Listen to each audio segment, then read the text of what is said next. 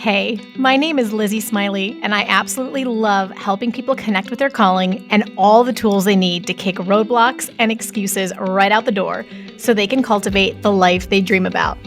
If you want to launch, grow, pivot, or scale your Etsy shop, or you've always wanted to develop the mindset and skills to run your own business, then I'm your girl. I've had that entrepreneurial spirit going strong since my very first lemonade stand, and now I'm a work-at-home mama with multiple online companies and a full-time Etsy shop, all while being present with my kids for the everyday chaos and most important milestones. On this podcast, we'll talk about all things business, mindset, Etsy, creativity, dazzling our customers, and so much more. There's plenty of room at this table for you, so scooch on in and let's go. I'm holding nothing back. Welcome to How to Sell Your Stuff on Etsy. I'm so glad you're here. Hey, you guys, welcome back to the show this week. I am still buzzing from talking to Preston. This was such a great conversation, kind of a different style. You'll have to let me know what you think, but talk about just pulling up a chair around the fire and just talking all things Etsy and the process and the journey and what's going on. Such a fun chat. And I can't wait for you to hang out with us. I have a few things I want to share before we get into it. The first one is a ton of you expressed interest in an AI workshop for PNGs and tumble wraps, everything I'm doing now in my new shop. That is going to take place live on Wednesday, December 11th. So make sure and sign up now and reserve your seat. I'm going to be just teaching you everything that I have been applying for this new Etsy shop I started. So little update. The last time I gave an update was, you're hearing this 2 weeks later, but so I'm recording on November 11th. So check Instagram at How to Sell Your Stuff in the highlights for the most recent update on the stats. But I launched an Etsy shop on October 12th of 2024. And since then, I am at 35 sales. I've doubled sales in the last week since I recorded the Holiday Trends episode. I have 61 listings. It's about 30 products. I do usually two listings per product, doing a different thumbnail, some different SEO. I have an 8% conversion rate. One product is in over 20 carts. It's sold 22 times. I'm surprised to say it does not have a bestseller badge, which I was expecting by now. In the past, I would usually have one at this kind of rate, but that's okay. No big deal. It's still selling great. I have 8 different listings that have sold, which to me is spectacular considering there's about 30 products. That's just a lot of them that are selling. I have 2 5-star reviews. So I'm really excited because this is some of the fastest success I've ever had. I'm doing great things. It's just understanding the micro niches, combining trends, just going hot. So if you want to learn everything I'm doing, I will walk you through it in that AI workshop on December 11th. Of course, there'll be a replay available, but go ahead and grab it now with the link in the show notes. And then the next thing is a ton of you took me up on the 6-figure secrets to getting started on Etsy mini course. There was a launch discount that was going on for a little more than a month.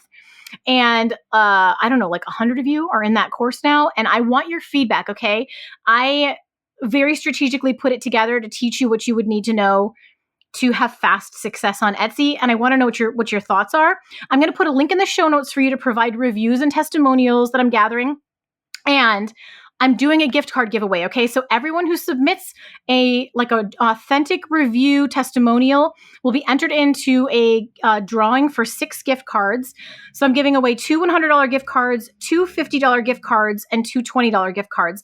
And I'm going to send them out after I draw names on December 1st. So get your testimonial and your review for either 6-figure secrets, or if you're in the trend spotting membership.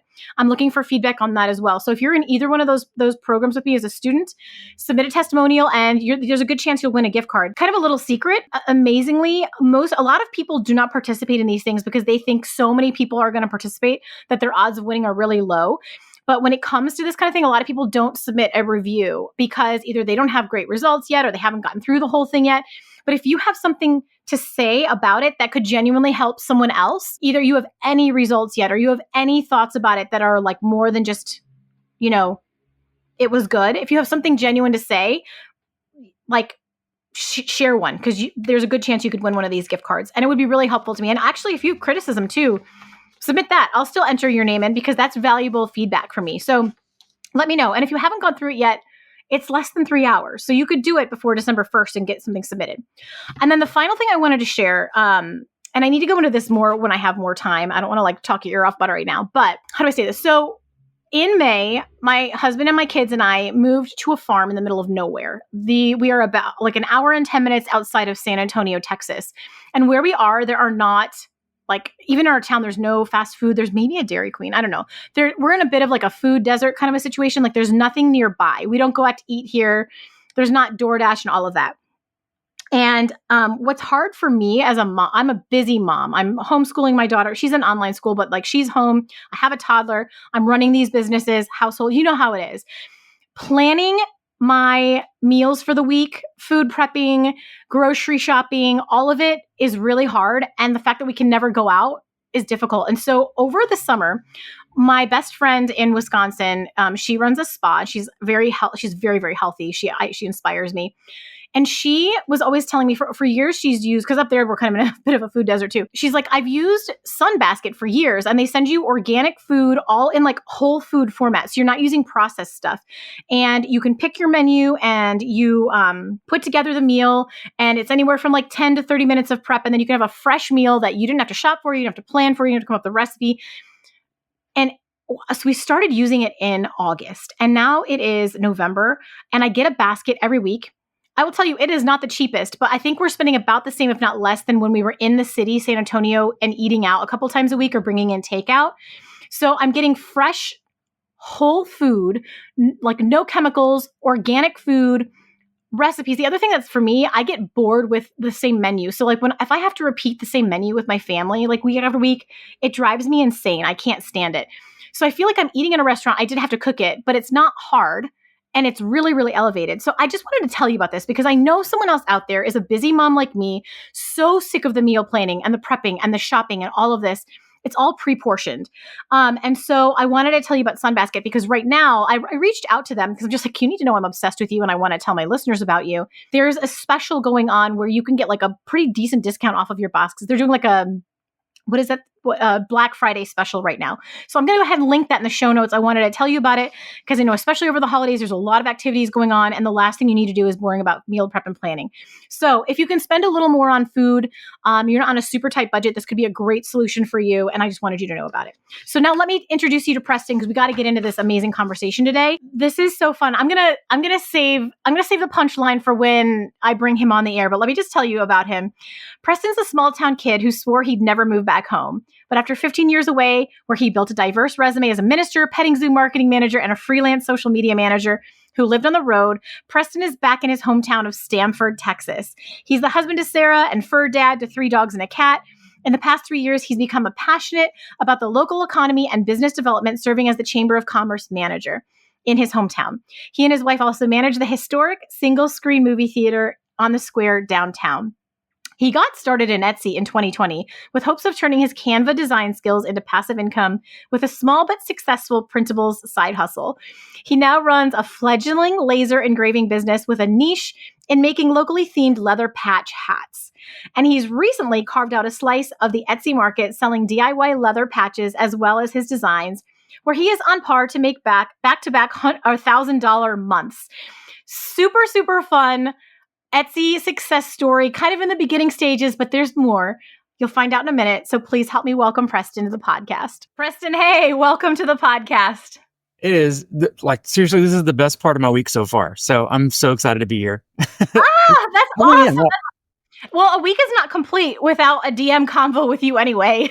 Well, I appreciate that. Okay, so I started talking to you before I hit record, and then we were like, no, we got to stop right here because all this good stuff's going to happen before I hit record. So, guys, like I mentioned in the intro, we are freestyling this today, and I hope that you enjoy it.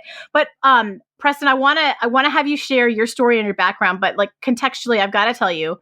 So, I turned off my Etsy shop, my big sign shop where we were hand making reclaimed wood and new wood signs. It was grueling, but it made us hundreds of thousands of dollars. But we were getting ready to start trying for another baby. And for me, I'm a Christian, and literally I felt God say to me, it was Thanksgiving week of 2021. And this is one of our main sources of income, okay? Like Christmas months, we bring in $13K a month.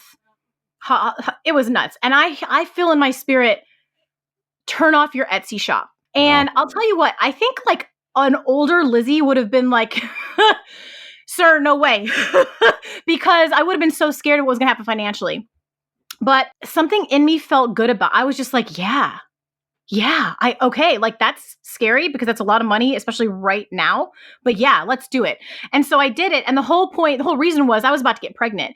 And it would have been so dangerous for my baby if I was dealing with all the sawdust and the fumes and all of this stuff and the physical labor. I was already high risk. So 2021, that's what happens. I start January. I start working on, am I having this date wrong? No, that was okay. So a few months prior to that is when I started the podcast. So it was like God set me up. Like I started the podcast in January is when it hit, is when the podcast blew up. Wow. So yeah. So okay. So shop goes off November, right? Am I thinking? Because I want to say I started the podcast before I turned the shop off. I've got the months. Okay, but the point is, I opened an Instagram account, and within a few days, Preston, you DM'd me. There's no way. I can't believe that. Yeah, so the podcast had been out. I was starting to market it. You DM me and you're like, hey, I found your podcast. I want to know about your coaching services. Yeah. And you were my very first coaching client ever, January 12th of 2022. And I just had to lay that groundwork because literally, so like podcast has been running since past August, blows up literally that month that I talked to you. Shop turned off that previous October. So I had a couple months there. Wasn't really making money from this yet. Right. But that's where our story together starts. So I need you to take it from there. Tell us your background, who you are, if you even remember how you found me, how that ended up happening. Because I don't even know if you knew that. I don't know that you knew that. No, you faked it so good. Like I have no idea that was your first client. That's hilarious. No clue. Wow. Yeah. I don't even know why I came across your podcast. Just kind of background in my story, the short origin story version of Preston. I started off my career. I was trained as a minister. I thought I was going to enter church work and couldn't find a job that I really liked or wanted. And I was young. No one really wanted me right out of college, I guess.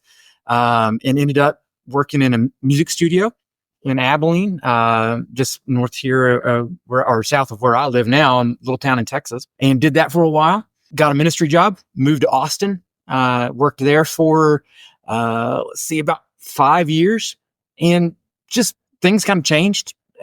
Didn't feel like that was my direction anymore. So I decided to end that part of my career and try something different. And I took a few months off trying to figure out what I wanted to do, and figured out at one point I wanted to work with animals. I told my wife one day, I sat down at a computer and said, I would love to work with animals. I grew up on a farm and I always loved, dogs, cats, livestock animals, and found this wonderful little petting zoo in Austin that does like training, like school education programs, birthday parties, bunnies, guinea pigs, hedgehogs, that sort of stuff. And just absolutely fell in love with the idea, messaged them, had a return email the next day for come in for an interview. And about 3 years later, I had worked there and became their marketing manager and their training manager, and I kind of grew into a marketing role that I was already doing some marketing, for church work. And when I was running my own business, the recording studio, had already kind of tinkered. Facebook was still a little bit in its fledgling era,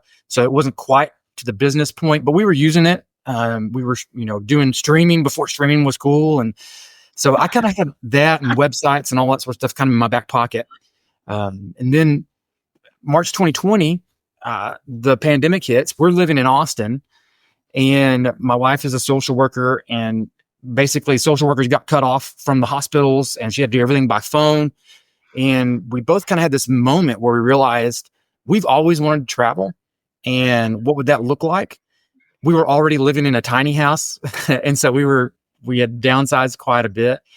We're like, well, let's go smaller. Let's buy an RV and travel. Everybody else is doing it, so why not us? So we ended up moving into a trailer for the next 18 months. And during that time, I worked as a marketing manager for technically freelance, but it was working with a boutique marketing agency where the owner was very generous to let me work online, remotely. And so I really cut my teeth in social media marketing at that point and started adding tools to my toolbox, just tons of different skills. And kind of the idea, I have talked to a friend the other day who was in marketing as well. And he says, I had to make myself essential. And that's kind of how I've Well, always viewed my work. I am a jack of all trades, probably a master of none in a lot of those regards. But I do have a lot of tools in my toolbox. A lot of them just kind of like school of hard knocks. I didn't go to school for marketing. And so I'm making it up as I go. There's a great Nate Bargatze. He's the comedian that's real popular right now. He has a bit where he's like, if my wife hires somebody, you can guarantee that guy doesn't actually do the thing we hired him to do. That's kind of my mantra. I always answer, well, how hard can it be? Can you build a website? Sure. How hard can it be? That's kind of the mentality.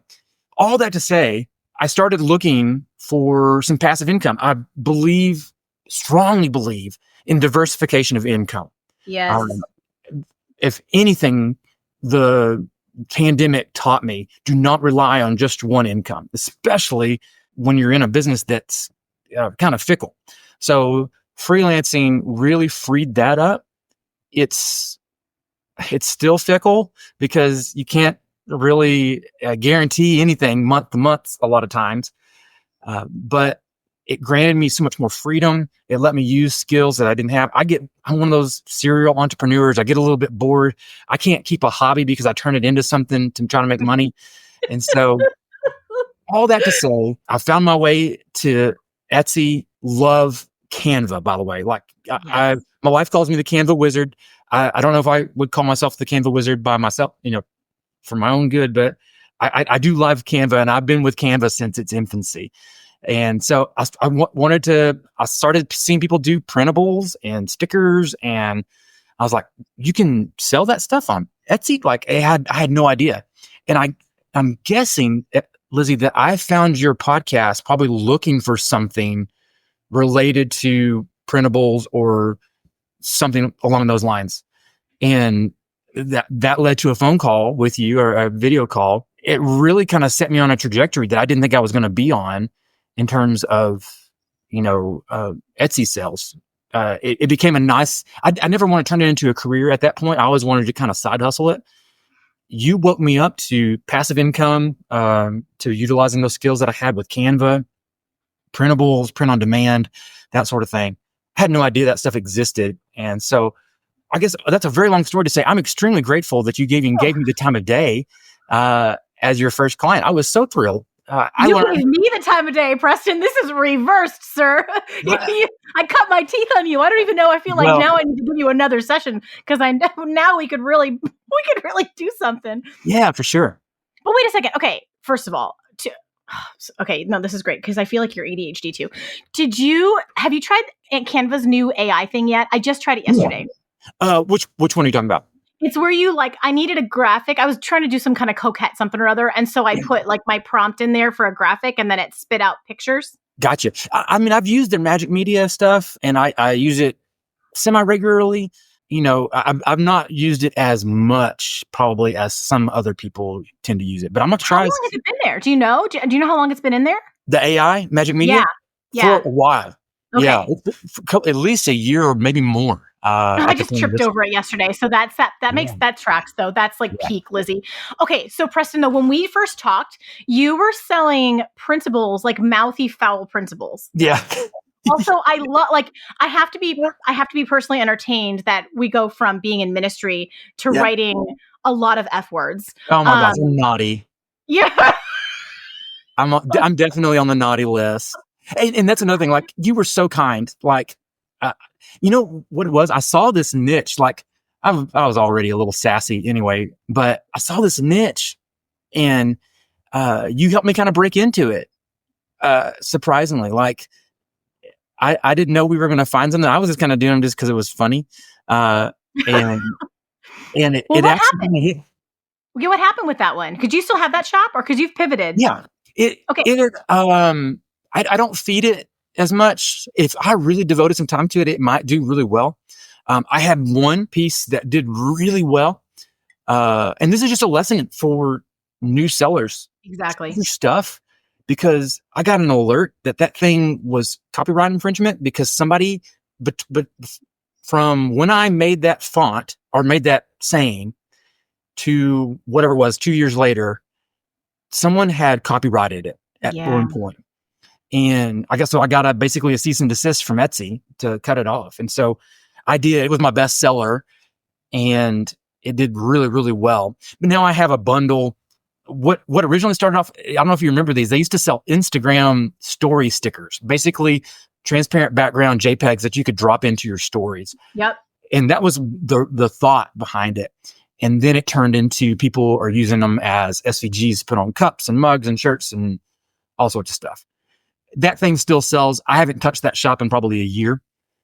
And it still sells. I'll probably sell 2 or 3 of those bundles a week. Not very much, but I'll probably get $20, out of it. But if I was really put something into it, I bet it would do well. But I've kind of graduated, I've used the skills that we've used to do other things. And I think that, that's kind of what prompted me to reach out to you this last time, is because I've been sharing some stuff with you. Like, man, I got some good success happening right now. And I definitely would love your takes on it. And it was really, it's really cool to see kind of how far we've come. Are you a print on demand or digital product Etsy seller who's tight on time or still learning all of the Etsy secrets? I totally remember the days of having no idea what product to create next before I learned how to make those informed decisions so I can really identify with where you're at. I know how stressful and frustrating it can be to just create listing after listing and see little to no results. You wonder what you're doing wrong and you just want someone to tell you what to create that's actually going to sell. Where are those opportunities? So let me give you a leg up with my weekly trends and opportunities report. You just join my membership, and every Monday, I'm going to send you an email with a list of exactly what is trending right now, with a video tutorial showing you how I found those trends and how to apply them in your shop. We're taking guesswork and extensive time off of your table. I'm also going to send you 5 print-on-demand and digital product opportunities that are growing in demand right now, helping new shops make sales and still have very low saturation in the marketplace. So your tight schedule, your newbie status doesn't have to hold you back anymore. I'm going to help you earn while you learn. You can grab my free demo to start and see an example of what the weekly trends and opportunities email looks like right from the show notes. See what you're going to get, and I will see you on the inside soon. Yeah. And I mean, if you've you've moved to a physical product, if you've graduated, then I don't even know what I'm doing because I'm starting over with the PNGs right now. Do you know what's so funny though? Again, peak Lizzie. I only figured out I could make Instagram stickers like last month. And you're That's like, funny. Oh, it used to be. That's what we did. Yeah. Oh, I'm just going to stay in my lane. I know how to do, I'm an Etsy wizard. I really am. And now with this new shop and having it hit so fast, it's like every new shop that I start, it's better, it's faster, I get it more. And it gets really exciting. Okay, so tell them what we're doing now, what you're doing now, because I think it's freaking awesome. And let's get. Do you know your kind of stats where the shop's at? So I just have to back up just a tick from launching the shop. This last year, maybe a little bit before that, we moved into a house. I'm back in an actual real life house. I have a little garage shop now. I can look. Basically, I sit behind a computer 90% of the time doing my job. And at one point last year, I decided I really wanted to do something with my hands. So I decided I was going to get into woodworking. And I realized that woodworking is really hard and it's fun. And I enjoy doing certain things, but I also suck at math. And so that makes woodworking tough for me. And so I still do some woodworking, but from that, I came into the world of CNC woodworking, which is, for those of you who may be uninformed, it's basically you're running a computer-controlled robot to cut pieces using a motorized router, like the one with the big drill bit on the end, and you make signs, shapes, those sort of things. So I had bought me a used router, our used CNC machine, from a lady here real close to us. And it was a little bit older model, and set it up in the shop and really enjoyed it. Because it melded the two passions that I had at that moment, which was making stuff and running something with a computer. I learned how to add Canva into that. So I would design on Canva, drop it into the software, and then create, signs. And I had a really big year last year selling these football helmets that I would cut with our local school logo on it. And those sold like crazy. They're just little wood NBF style helmets that I hand painted. Well, the woodworking stuff, the CNC, first of all, is super big. It's crazy loud. And I don't have like an offset shop. I work in a garage shop, one car garage shop that is right off of our living room. So this router is just wailing. And so it really limited me to being able to work. I can't work early in the morning, can't work late at night. Can't really do stuff when my wife's home because it's so loud. I have to wear ear protection. I have to wear a mask. The particles are nasty. It was making my shop nasty. I started looking around and I've always wanted a laser. I thought laser engraving would be so cool.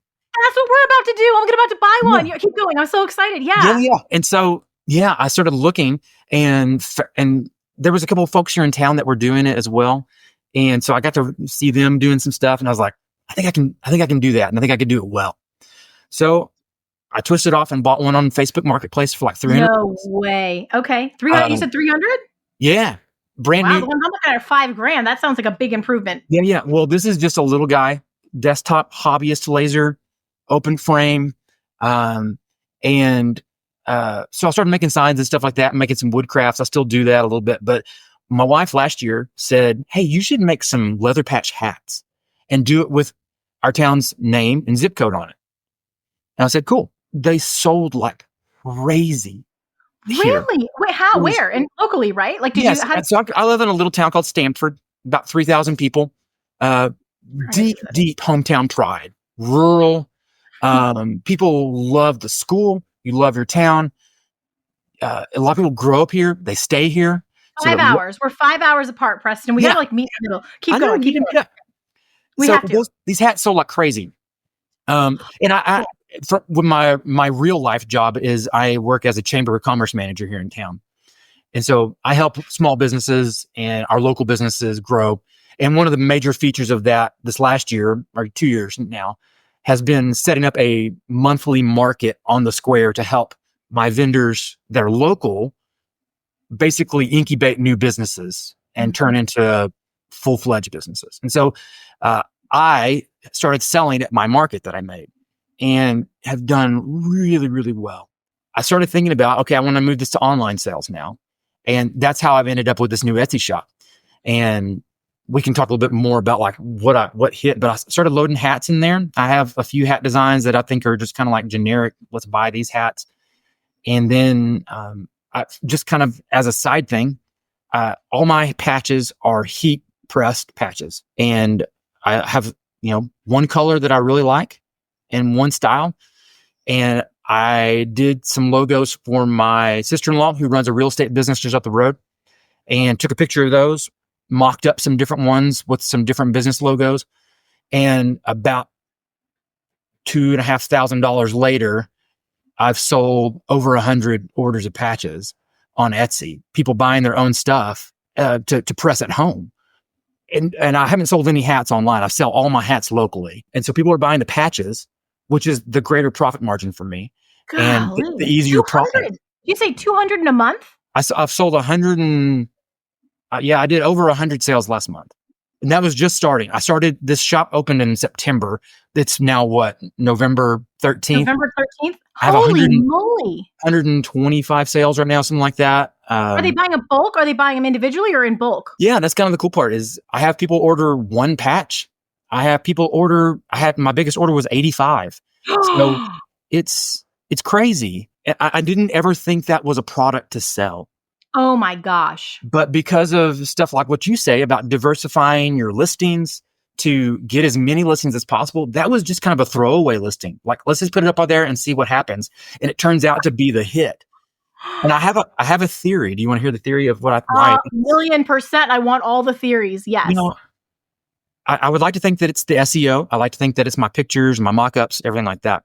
But I think what happened, and I think what it is at its core, I think Etsy still is a DIY site. Yes. I think that people still want to buy things that they can make or that they, that's unique, not generic, that they can put together themselves. That's my theory. that feels kind of crafty and earthy, not like mass produced. They want to feel like you in your garage made it. Yes. Oh, Preston, I have so many questions. I completely agree with you. Supplies. I was just coaching someone yesterday she was incredible. Shout out to Dana. She is in embroidery, which is another thing that I want to do. Okay, wait, with your engraving, quick tangent. There's this guy named Matt on YouTube. And let me see what his channel is, because I'm curious if you've seen it, if you've watched his stuff, because he does engraving and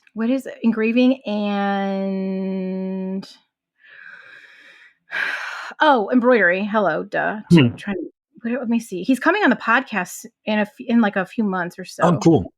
But what is it called? Liked videos. Where did I save it to? Maybe I should look at my history. Sorry, guys. I told you this was going to be a fireside chat today. And you're getting what you paid for. I've got to give him a shout out. Oh yeah, here we go. Laser engraving with Matt. Preston, check him out. Do you know who that is? I don't know if I've watched a ton of laser content on YouTube, so I'm sure I've ran across it. But yeah, I'll have to check it out.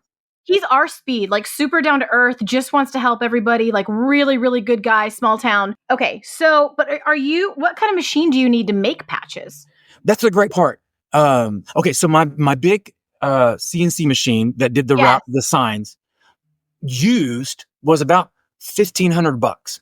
It was a pretty big investment. I mean, I had no money like business money, because this was just me just buying it as a hobby. The laser, much lower point of entry. Like I said, I got in on Facebook for about $300.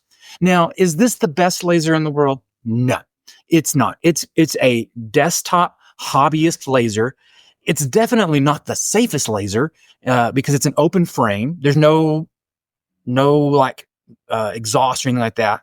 My system now is boxed, and so it has an exhaust, but you have to wear, still have to wear the goggles and things like that. Like I had to do it near the window in my shop to vent out the toxic fumes. So I'm in a much safer position now than I was before. But that $300 machine has paid for itself 7 or 8 times over in the 8 months that I've used it, because I just found this niche that, there's a lot of people that do tumblers. There's a lot of people who do slate coasters in the engraving world. Lots of little crafty things, which are cool. Earrings, wood crafts, that sort of thing. I really like hats. Like I'm a hat guy, and I live in a world where people love wearing the hats that I like to sell. These retro, not trucker is the wrong word, but they call them truckers. But I call them the farmer style hat, because every farmer around my area wears them. Just a solid front mesh back, Richardson 112, Yupong 6606. I buy them in bulk in school colors that people like. Like I said, one style patch. I've not diversified into different color patches. I try to keep my product line as simple as possible. And man, they've sold like hotcakes, and just would have never guessed that would have been where I wouldn't known that I was going to sell that many and make the profits that I have selling these hats and patches. It's crazy. I think when I was looking into laser engraving, I expected it. You know what though? I'm seeing this everywhere now. Ever since I started the trend spotting report, and it's put me like in the data more every single day. My eyes have been opened. Like they're really, the second you know how to find the micro niches, there's really not saturation on Etsy. But going into engraving, I was like, oh, what are we going to do? And I kind of wanted to do tumblers because I knew that it wouldn't have the breakage in the mail so much. Yep. We've decided on a different product though. But to your point, I think laser engraving, the cost to enter is a little higher. And so the competition is less than you'd think. And there are hundreds, if not thousands of product possibilities that, I mean, you could scale it to any level that you wanted and add more machines. But I thought the patches were just so clever and so easy to ship and so easy to customize. And even if 30 more people join the market, you'd still have plenty of corner to take. There's just too many ways that you can micro niche it that people would buy it. Well, and I think you talk about it too. I don't really buy the saturation thing. No. In a lot of ways. Is it going to be harder to break through if there's a lot of products in that world? Yes, absolutely. What I decided when I started in my Etsy shop and selling around here too, there's other people that sell leather patch hats around my area. There are or no? There are, yeah. Okay. My mentality has been, I want to make better designs.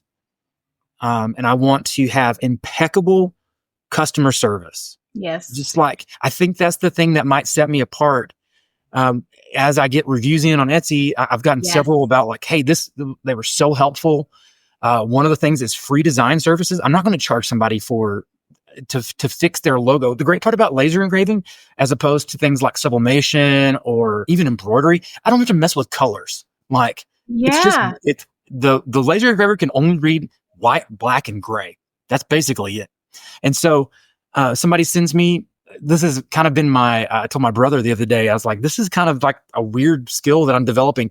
I'm taking people's really crappy pictures of their logo and being able to turn them into leather patch hats. Like, I had some lady send me a picture, like a blurry picture of, like, on a weird angle, a picture of their business card. And in about 5 minutes using Canva, I turned that picture into a usable file, PNG file, for my actual machine, and had patches sent out in that afternoon. I mean, it can be that fast.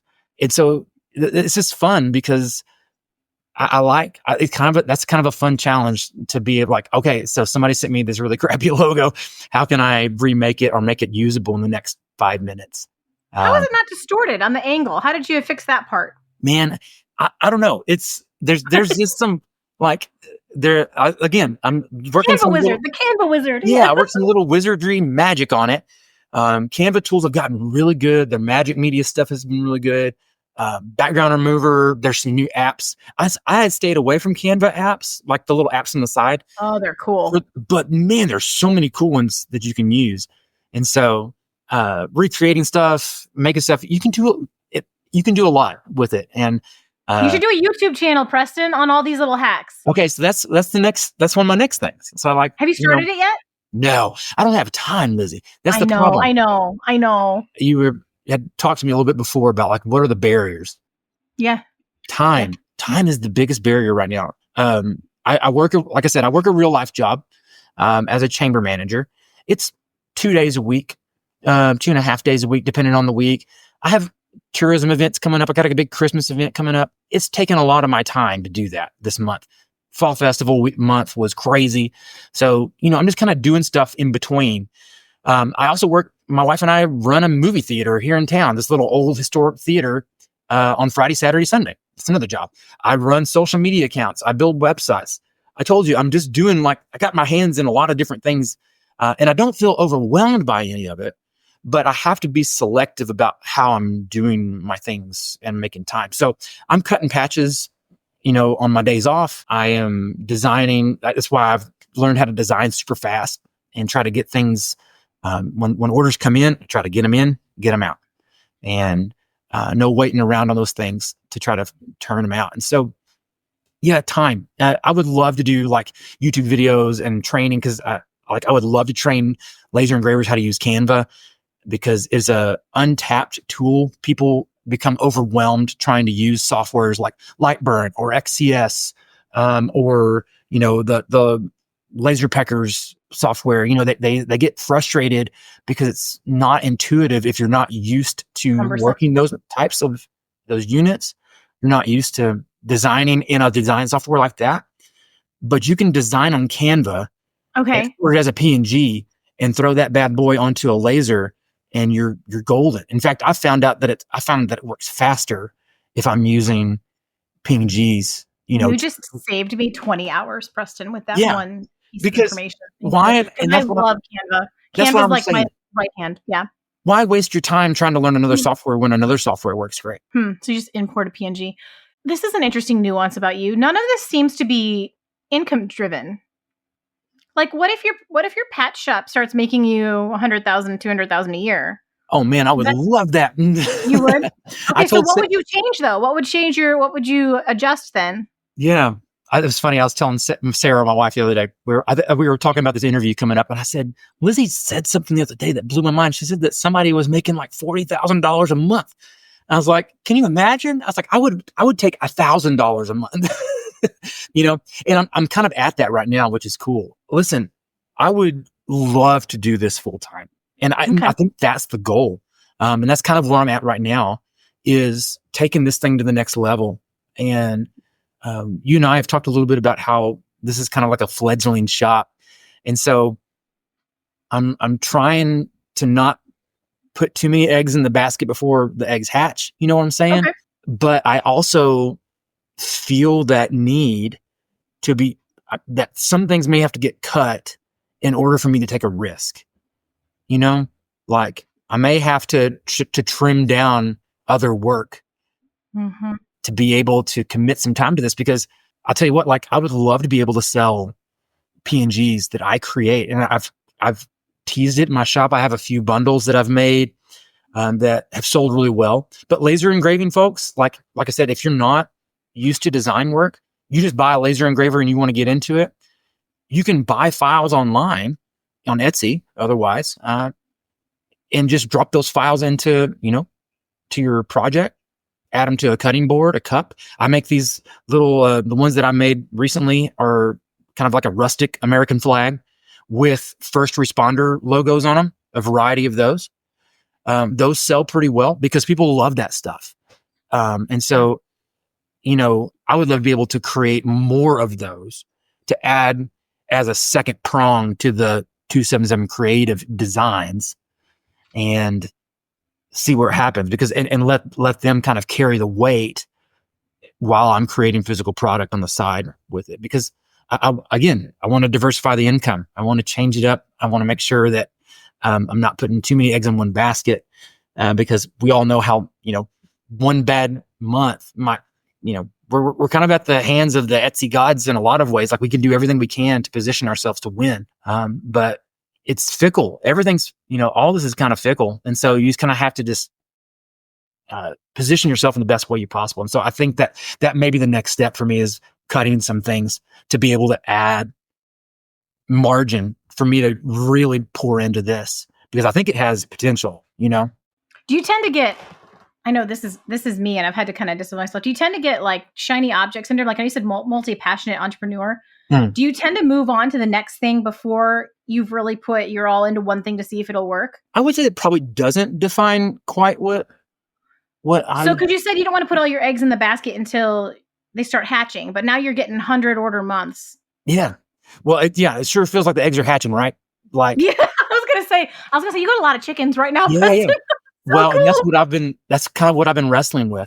I am not a risk taker, and it's when I tell the story. Do you know that you are though? Do you know that you are? That's such. I'm sorry. I'm calling BS. I'm calling mindset BS.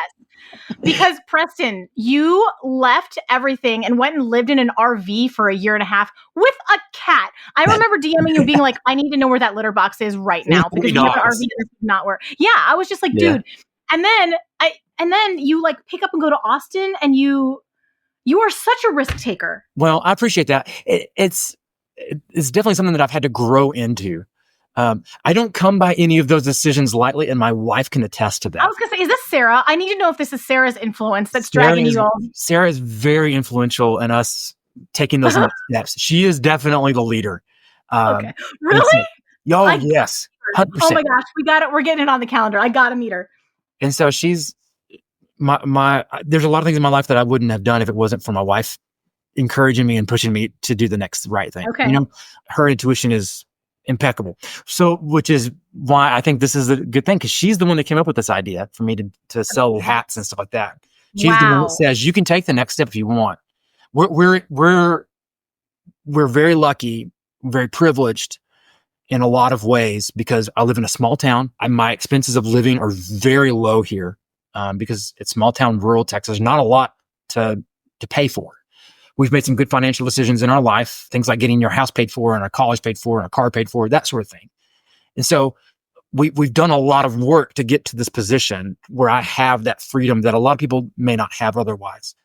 And so I don't take that lightly, but it does afford me some opportunities to try things, to do some different stuff. So go back to your original question. Do I kind of have that shiny object syndrome?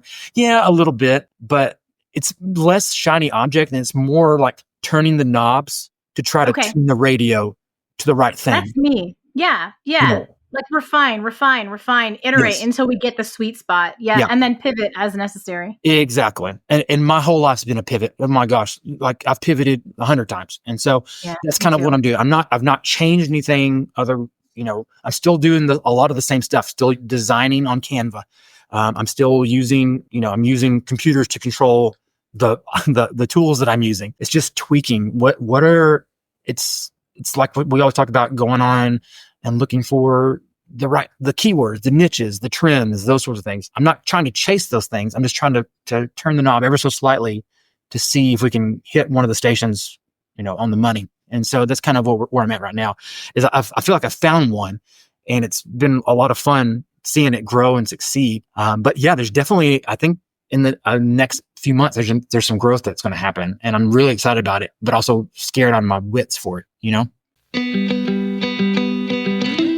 Are you brand new to Etsy, about to get started, or struggling a bit to find your groove? What I'm about to say is just for you, okay? I can completely relate to where you're at because I think I can help you achieve success faster.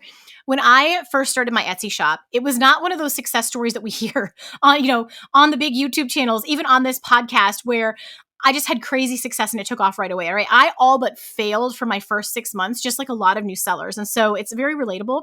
And the issue for me was I didn't understand demand, for one. I didn't understand SEO. I was way too broad in my search terms. And I didn't know how to position my product so that customers just couldn't help but click add to cart. And so once I learned those things, I went from making about $25 a month in sales to $6,000 a month and up. And in the holidays, I would even have $13,000 months, like at my shop's peak. And the thing about me, if you've been here for a minute, you already know this. I'm a terrible gatekeeper, okay? When I figure something out, when I crack a code, when I get excited, I cannot help but tell everybody who wants to listen. It's like either my best asset or my toxic trait. I can't decide. But I put everything that you need to know to fill that beginner knowledge gap into a low ticket, just under 3 hours beginner course that I have called 6-Figure Secrets to Getting Started on Etsy. In it, I'm teaching you how to find what's in demand for your niche, how to find and use trends, how to start your shop if you're worried about that part, SEO strategy to find the micro niches where the opportunity is, how to understand the Etsy algorithm, and a ton more. The whole thing is bite-sized videos, not long form, just small bite-sized videos, zero fluff, and to the point. You could get the course today, go through the less than 3 hours over the next couple days, launch your shop this weekend, and have sales coming in as soon as Sunday. So let's get you the few missing pieces of the Etsy success puzzle, those little tweaks you need to make so you can start making the sales that you deserve, because I have never been more convinced that there is room at this table on Etsy for everyone. And the opportunity is so ripe right now. I am in the numbers, in the data every day, and my mind just keeps expanding on the possibilities, okay? So as a special treat, use the code SAVE50 to save $50 on the 6-Figure Secrets course today. That's $50 off with the coupon SAVE50. And by all means, DM me or shoot me an email when those sales start popping, because I want to celebrate with you. How many listings do you have? Oof. Let me look real quick. I got my phone pulled up. It's not many. Okay, so not many? Yeah. I'm just thinking like you could do Girl Scouts, you could do Boy Scouts, you could do camps. Like I'm still a really big proponent of summer camp. In fact, if you're listening to this while Preston's looking up his numbers, if you're listening to this and you have a daughter and you want her to have the most incredible summer camp experience, I grew up going to Camp Nicolay in Eagle River, Wisconsin. I'm still super active. Like if your daughter went there, she'd meet me. Super active. It was so formative in confidence building and trying new things and social adjusting. It was the one place, because I was really made fun of in school. And when I went to camp, I felt like royalty. I was friends with everybody. I just lived all year to go to camp. So Camp Nicolay, Eagle River, Wisconsin. Tell them Lizzie sent you. It's like the best experience ever. I'm hoping my daughter can go this next year. She's maybe not quite ready yet. That sounds fun. She's very mama's girl, like very, very. So we'll see. She's going to be 10. Okay, Preston, how many listings you got in that shop? 14. No way. Yeah. So how I've done this, and this is something that I wanted to talk to you about, because we may run out of time. We have to do a second version. No, I gotta know. Okay. So I started with hats. I have 5 or 6 listings of patched hats that I would make at my house. Like if someone ordered a hat, there's one with some dad logos on it. There's some with the American flag, some that are customizable with an American flag and your zip code. Those sell well here locally. Kind of wanted to see if they'll sell well online. Haven't had any hits on the hats yet. Have also added a few of my designs that I'm doing as a drop ship through Printful. And so print on demand. Those haven't hit either. And Wait, what do you mean? Like you're a Printful provider? I uploaded my design to Printify, I guess is what I use. Just doing hat designs. I have one specific design or two that I've added to Printful. I've already made all these designs in Etsy or in Canva. Oh, so people can order them from there directly. It's like you've got it's sort of like a Redbubble, but you're on. I didn't even know that was an option. Yeah, and so I've added those print on demand hats, a couple of first responder hats, just to see if they hit. Like I was just trying things, no hits yet. And then patches. This is the crazy part. I told you I had one listing for patches. Guy blew up. I think I sent you a screenshot. Yeah. Of like, oh my gosh, I had this week where I sold like 85 to this one person, 20 to this person, 30 to this person. And I said, okay, Lizzie, what do I do now? Things are good. So what do I do now? And you said, let your customers tell you what they want. And I thought that was genius. So what I started noticing was people started ordering patches, not with logos or designs on them, but with just names, just people's names on them. And so I was like, well, I need a name listing. So I've created a listing of just, okay, here's one with just your names for your kids, for bags, backpacks. The one that's really hit here recently, the listing hasn't hit, but the product has hit, is people buying patches to put on stockings this Christmas. They personalize their stockings with these cute little leather patches. They can do that at home because they can use a regular household iron. There's no press needed. Just set your iron to medium heat. Press this patch in, boom, you have a personalized stocking ready to go. And, you're spending $4 in my shop buying a patch with a name on it. So for next Christmas, you need a listing that advertises that. Exactly. And that's kind of what I was like, oh man, I'm behind. This is kind of how I feel. I've always feel behind the 8 ball in everything that I do anyway. Stop it. Well, not anymore.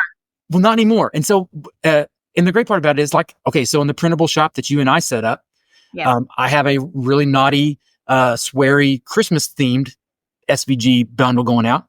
It's been up for a year, didn't make a sale, and it's making sales this year. And so sometimes you got to wait to just let things, and that's kind of what I'm thinking, like, okay, the dad patches will probably hit about April, Yeah. Okay, but I'm going to tell you what to do. Are you ready? Oh, let's go for it. Last time you made me so much money when you gave me advice, so I'm going to write it down. No, you made yourself money. We just get to put our heads together. Everybody, listen up. I'm about to tell you exactly. I'm going to use Preston's example, but you're going to apply this to whatever you sell. Here's what you're going to do. You found something that's kind of working. The next part is to expand on it, right? So what you're going to do is you're going to go to Etsy.com. You're going to type in the word patch. This is just for Preston, but whatever your thing is, you're going to type in the word. You're going to filter by bestseller. And then you're going to scroll through the bestsellers and find the ones where, if you're looking at the Etsy search results, it'll show you how many reviews that shop has, and right underneath the listing in the feed. Look for ones that have under 1,000 reviews, because those are most likely new shops or shops that are now popping with a bestseller. And that is going to inform you what to create next. Because if a new shop or a slow shop is popping with a bestseller on that particular patch, you need to create your version of that because it'll pop as well. Yeah. If you have Everbee, you can go, which by the way, I'm like done with Sale Samurai. Basically, I need to redo everything. Sale Samurai is still fine. I've just cracked Everbee. And if you're in the trend spotting, you're seeing this video. If you're in the 6-figure secrets course, you've seen how I'm doing this. It's everything you need. You click on the little bee, which by the way, you can get a free version of Everbee. I have a link for it. You guys everyone should at least try it. You're going to have to upgrade to get some of the bells and whistles, but it tells you everything. So you click on the bee, you're going to look at the tags that listing has, because you've already seen, I look for the newer shops. I look for the shops with like less than 500, less than 1,000 for sure. Ideally less than 500 reviews. look at their tags. You can now it just updated. You can filter them so you can see how many like competing listings there are and how many searches there are for each tag term. That is insane data, because Wow. the second you know that, you know demand, you know how many searches there are a month for it, you know how many competing listings there are. I'm looking for ones that have at least 100 searches a month but have under 10,000 competing listings. You guys, I'm literally giving you the entire strategy right now. Kudos to you for hitting play on this episode. But you can, so that way, even if there aren't, you look at the bestsellers, there aren't any new shops, go look at the tags because they're ranking for something. There is something in that list that's going to show up green, and it's going to tell you this is the one with the least competition. Those are your micro niches. That's your endpoint. Did that make sense, Preston? I don't know if I got too technical. Will you tell 100%. me how to restate it for somebody who's new, who doesn't know what I'm talking about, if you want to. Shop around on Etsy. I like to use incognito mode on mine. Yeah, that's how, but you can't use Everbee. You can't use the extension. Right. Just kind of as an initial thing. I like to use incognito mode because I don't want my search history to influence what Etsy shows me. So look for your niche.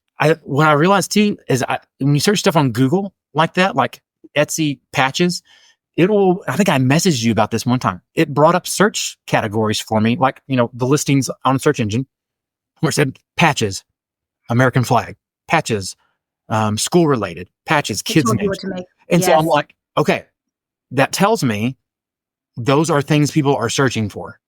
It's, I'm using Google in that regard because it's categorizing those things for me in Google. You know what I'm saying? Like, yes. And so, yeah. I love using Everbee for stuff as well. I don't have the paid version. I use the cheap version. It has helped me. I still don't know quite how to crack through certain things. I know how to look for the best sellers. I know how to look for the star sellers. I know how to, what you're talking about, looking for the shops that are popping and using those as inspiration. I would love to be able to dig in a little deeper to really kind of hack it because I love that stuff. So I think after this, I owe you a complimentary one-on-one. So we'll book that. And then if you need to do it for you, sign up for a one-on-one with me. I will literally sit there for an hour and show you everything. Well, by the way, I geek out so hard. It's so fun. Yeah, I mean, we'll see what Preston has to say about that. Also, being my first one, man, you really got the rough version. That's sort of like first child. Like, were those tools even available to us back then? Were you using Sales? I didn't know about them until a few months later. I was coaching someone else. Hannah at Home is her. Yeah.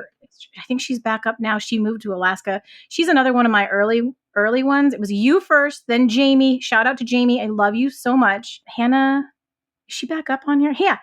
Okay. Hannah.at-home. She isn't even, I think she's gone to Stan Store.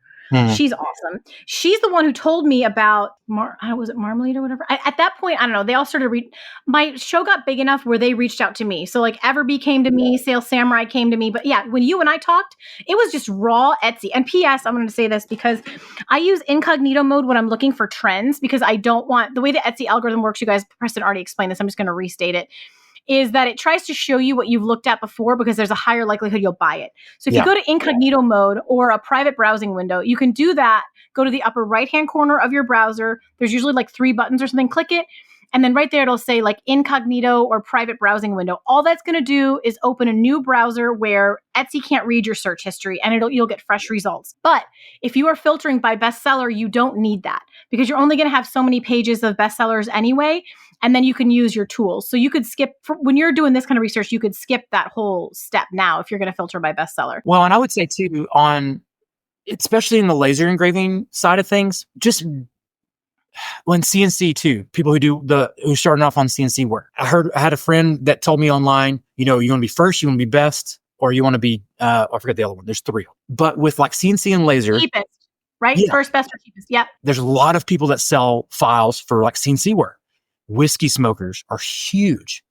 It's like these little things that you set on whiskey glass. You put wood chips in them. You fire it up. It adds a little smoke to your glass. Everybody, it's kind of a rite of passage for a CNC worker. Everybody sells those files. If you go and search, there's going to be 7 bazillion of them online. And it's a PNG. It's just you're selling a PNG. It's a file. Type? It's like a cut file for those. What's the file called? What's the name? The file type. Yeah. Most cut files like that are SVGs. An SVG. Okay. Yeah. So you could convert to that. Okay, keep going. Sorry, my technical brain needed to catch up. I guess the point I'm trying to get at is you're going to have a lot of people online, like YouTube especially, products that sell at the market, products that sell on Etsy. And I love those people to death. Like, I love their content. But a lot of times people are just saying, like, these are easy products for you to make. You cannot guarantee 100% they're going to sell. I made a butt ton of whiskey smokers when I first started out. I probably have 30 or 40 in the shop right now. I gotta see what this is. And I haven't sold a one, given away as a gift. Because I wonder, that's an SEO. We could geek out so hard on that. Yeah, and what I'm trying to say is, like, again, everybody's gonna be doing tumblers, everybody's doing cutting boards, everybody's doing, and it goes back to the saturation thing. I don't believe fully in saturation. Obviously the market's going to be competitive, but how do you undercut it? How do you get your designs to break through? There's a ton of people selling patches and patched hats. Yeah, that's them. So if you're looking at the screen, this is what a whiskey smoker is. Yeah. I had to know because I love whiskey and I love that. Super cool. Yeah, they're super cool. And with the CNC, it was super easy to make. But how can you personalize? Obviously, personalization is a huge thing for laser engraving. All day, every day. That's my next thing is personalization and trend combining. Yep. I would love to be able. I love the market stuff. Like I know this, but I've loved going to the farmers market and my little vendor market that I've created. There's something just kind of like fun and nostalgic about shopping downtown. Yeah. I love that stuff.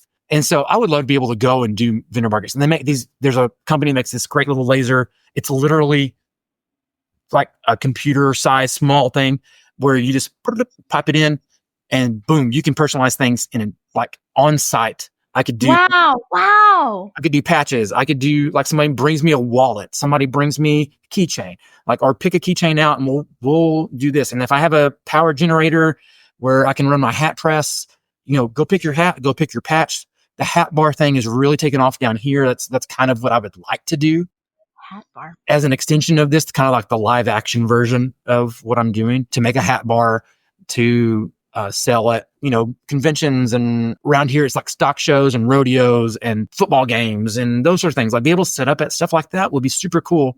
But I think what would really set me apart, because no one else is doing it, is personalization on site. So I could take some of that Etsy stuff that I get to do, but turn it into like, hey, come back in 5 minutes, I'll have you a hat ready. That is, I love that. So first of all, Stamford sounds like the Stars Hollow of Texas. I like to frame it that way. That's very generous of you to say that. It's a great little town. Like, I really do love it.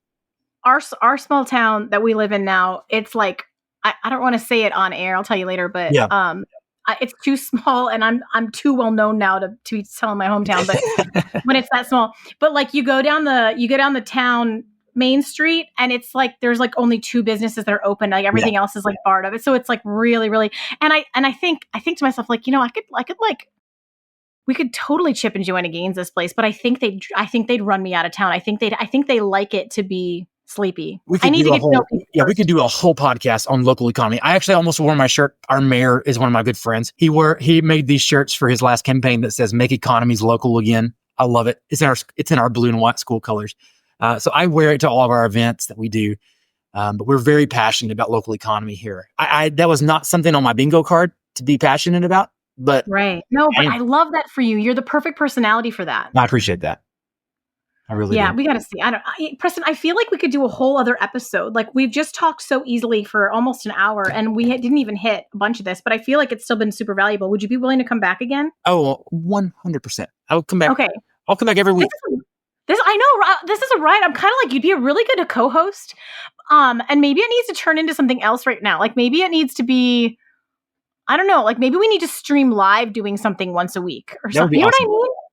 I probably talked way more than what your listeners want me to talk. No, well, you know what? We'll see what the feedback is. But I sat here and it felt really good. Like, it felt like, wow, this is like, I was telling you before, and I mean, like, love him or hate him, the content style is very engaging. But like Joe Rogan just sits and talks with, and like people listen because you get the real stuff when you can just sit and talk and it's not super scripted and planned. For sure. So we'll have to think about that. Also, guys, send us your ideas. Like, where would be cool? Like, where should we stream somewhere? Should we have like should we have like a once a month special? I don't know. Tell me your ideas, and Preston will send me 30 later as well, because he's like an ideator like that. I love it so much. All right, I'm a little sad. There's like so many things we didn't hit on, but I want to tell you, thank you so much for I guess I could get really emo about this. Thank you for believing in me and trusting in me to help you in the beginning, and thank you for, you didn't come out of the gates and hit 6 figures right away, Preston, but you stuck with it. You're like the perfect example of an Etsy seller, where we're all coming to the table with different ideas, different levels of experience, different levels of skill. And it's, what do they say about a squirrel? Even an old blind squirrel finds a nut. Yeah. Yeah. That's kind of how if he looks long enough, doesn't quit. And here you are. It's been 3 years almost. That's crazy. More than 2.5 years. And you just kind of stuck with it. And yes, you had successes along the way. Your mouthy printables, you'd send me they were selling. Yeah. Also, for people listening, you can sometimes work with an attorney when you've had something that predated a trademark and get an exemption to be able to sell it. But it's a little, I just want people to know that's not hopeless if someone goes and trademarks it after you've been doing it. To call Paige Hulse. She'll help you. Yeah. But thank you so much, Preston, for believing in yourself, for believing in me, for being my very first coaching client, for sticking with me all this time, and for sharing so vulnerably today. Oh, I love it. It really just made my day to know that I was the first one, because I can't believe you didn't know that. I did some coaching, in the interim after I left ministry. I did a little bit of personal coaching, training, and stuff like that. So I know how daunting that is, and that first call is crazy because you're like, how all of a sudden, I'm not supposed to be the expert, but people are asking me advice. It was invaluable. You were so easy to talk to. If I could can I just do a commercial pitch? Hire Lizzie. I share, I comment on random people's threads every once in a while. Hey, contact Lizzie or go listen to the podcast. Even if it's not directly related to the niche or the industry that I am in, I tend to find gold nuggets along the way that I can apply. I love listening to it on the run, while I'm out. It's definitely a good running and jogging podcast for me, because I'm constantly ideating, like you talked about, on the runs. And so I can come up with 1,000 different ideas when you start talking to these folks. I love hearing people's stories about how they've grown from either small business like I'm doing, or those folks that are hitting it hard. So thank you. I think it's really nice to have you as a resource, and I so appreciate it. It really has, your advice really launched something for me. And now maybe this conversation will launch it into the next level. That'd be so awesome. Come back in a year and talk about, how much different it is now. I give it 3 months, Preston. Let's go. Let's go. I can't say the bad words on here, but let's go. That's right.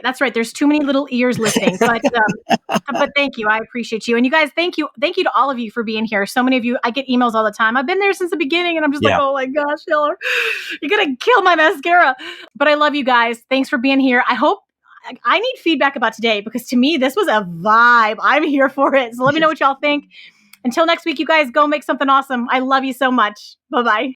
And that's a wrap on this episode of How to Sell Your Stuff on Etsy. Thanks so much for hanging out with me today. If you're looking for more resources, head on over to howtosellyourstuff.com, where you'll find podcast show notes, all the links from today's episode, the blog, courses, coaching, and more. If this episode was helpful to you, awesome. The greatest compliment I can receive from you is a rate, review, and subscribe on this podcast. Not only will it allow us to connect again on a future episode, it lets me know I'm providing you with value and helps other people find this content more easily. From the bottom of my heart, thank you for your support. Have a great day, and see you next time.